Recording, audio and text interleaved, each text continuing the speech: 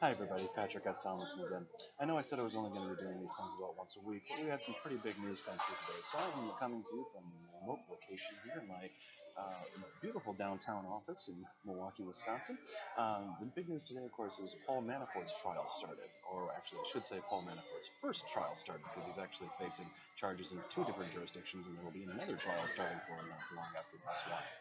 But now that it's underway, I think it's important for a lot of people to know that there's going to be lies that are going to be told about Paul Manafort and his relationship to Donald Trump. And they've been getting pushed already since he was arrested last October.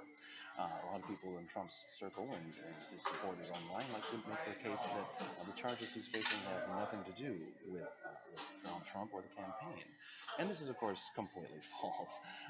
It has everything to do with the campaign. It has everything to do with colluding with Russia because of who Paul Manafort was working for. So let's get into the weeds a little bit. I learned just about half an hour ago that the jury has already been seated for the trial, which was done very quickly in just a matter of a few hours.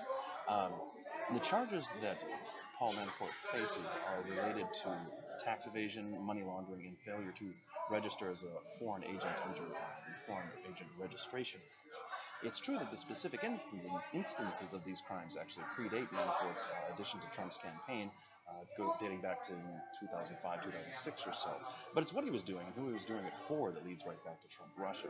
About a decade ago, Manafort was hired as an outside lobbyist for the pro-Russian Ukrainian political party, the Party of Regions, and their candidate Viktor Yankovich. Sorry.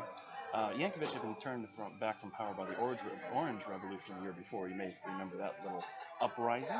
One of the leaders of that uprising, Viktor Yushchenko, yes, they are all named Victor, was poisoned and almost killed with dioxin, an assassination attempt universally attributed to Vladimir Putin. But we're getting into the weeds a little bit here, so back to Manafort. Manafort worked to rehabilitate the ex-con Yankovich and propel the Eastern Ukrainian Party of Regions along with their pro-Kremlin platform to the electoral victory, which they achieved in 2010, before jailing their rivals and being overthrown in yet another revolution in 2014. So, great set of guys there.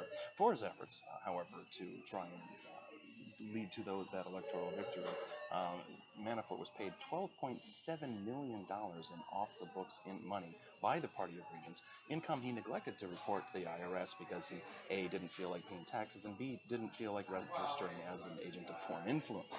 So he hid it through offshore bank accounts. Now, it's post-2014. The Party of Regions is now defunct. They have been overthrown for a second time. Manafort has nearly a decade of experience under his belt working for Putin's allies, assassins, and fascist politicians. He's swimming in Russian oligarch money, and the Kremlin knows he can be counted on to rebrand criminals to successfully run for office. So where does he go? Well, if you said cozy up to his pal of 20 years on Donald Trump's presidential campaign, congratulations, you get the brass ring. Indeed, Manafort becomes the chairman of the campaign after not long. By the way, Manafort also owns an apartment in Trump Tower. These guys go back like 25 years. They've been close associates and friends that entire time. Anyway, in July 2016, he sits down with Don Jr., Jared Kushner, and in the infamous Russian treason meeting, in Trump Tower, which Trump totally didn't know anything about, where they were hoping to get dirt on Hillary Clinton from Russia illegally. What happens next after that? Well, he's promoted to campaign manager. Shocking. But it doesn't end there. At the Republican National Convention later that summer, Trump's foreign policy team pushed hard by Manafort. It gets the GOP platform to do a 180-degree on their position on Russia's annexation of the Crimean Peninsula from the Ukraine. And not only that, but it gets the GOP to completely walk back on their previous position of arming Ukraine to help fight pro-Russian rebels in the east, in reality, Russian Special Forces troops. These are among the strategic goals of Manafort's clients in the now defunct Party of Regions and their patrons in the Kremlin going back for a decade. And their man Manafort delivered at the Republican National Convention, just as he had been paid $12.7 million to do. And that, friends and followers, is the straight line between charges Mueller brought against Manafort and the Trump campaign's culpability and collusion with Russia. They aren't just related, they are family. Oh, and by the way, very close business partner to Paul Manafort. His name is Rick Gates. You probably recognize that name. He was arrested for this on much the same charges and already confessed to all of them. And he is more than likely going to either be a direct witness or his testimony will be used against Manafort. So it isn't really a question anymore if Manafort's guilty of all of these things. These all happened. These are all factual, and there's already been a conviction and a confession related to them. So anyway, hope that helps clear things up for you a little bit. I hope you enjoyed that, and I will see you next week, and maybe even a little bonus video in the next couple of days, because I'm going to be at Gen Con in Indianapolis throwing books at people all weekend. It's going to be great. Anyway, talk to you soon. Bye.